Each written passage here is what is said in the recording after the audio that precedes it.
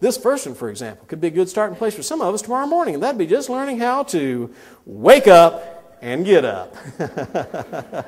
Oh, don't you like that one? I tell you what, this is not always easy for me to stand up here and speak about. You know why? It isn't easy for me to do myself. It wasn't easy this morning, as a matter of fact.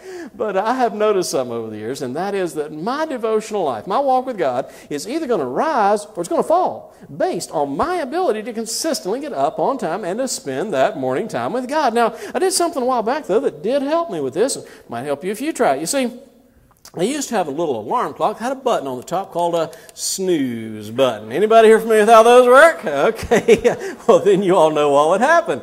That clock would go off and I'd roll over and I'd smack it and I'd just fall right back in bed. And I'd smack it and I'd fall right back in bed. And I'd go through that routine every morning while I counted through the Boeing numbers. You've all heard of Boeing aircraft before, right?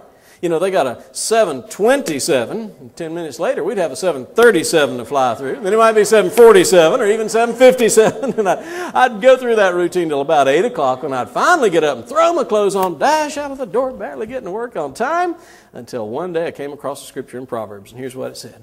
It said, as the door turns on its hinges, boom, so does the slothful man, the lazy man on his bed. I said, wow, that's talking about me right there, trying to get up, you know, like a door on the hinges, rolling back and forth, getting in a wrestling match with my sheets and getting pinned. And so I opened that clock up. I cut the wires going to the snooze button. I put it back together, but this time I didn't set it beside my bed. I set it way over here on the other side of the room so that when the clock went off, I had to get up. I had to go across the room. I had to shut that thing off. And you know what? I only got one chance to do it. And by that time, I was up.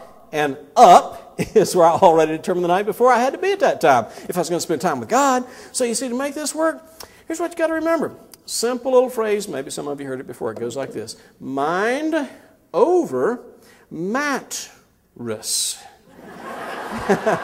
You remember that in the morning. See if that won't help you out. Matter of fact, before I go on to the next point, I would like to do a little survey of those gathered here for the convention, and I would like to find out by show of hands what percentage of us here would say, Rick, I could sure use an extra 2-week vacation next year. Okay, raise your hand, hold up just a second. Let me see what we got. It looks like wow, that is well over 90%, close to 100. Okay, put them down. All right. Second question, and this ain't going to be everybody, but again, think about it. And again, let's see by show of hands what percent would say, you know, if I really wanted to, I'm talking about if I really had to, I could probably get up just 15 minutes earlier than I've been used to getting up. Okay, raise your hand, hold up again for just a second. If you're in that category, well, I got about 85, 90% there again. All right, put them down, and here's what you do. If you just said yes to both those questions, when you get home from the convention, go to your alarm clock. Set it back 15 minutes earlier than you've been used to getting up. In 1 year's time, you're going to add 92 hours and 15 minutes to your waking life, and that's more than those 2 40-hour work weeks of vacation you just said you wanted next year. Hey, pretty good bonus for coming to the convention this year, wasn't it? Wow, you didn't know you were going home with that. Pretty good.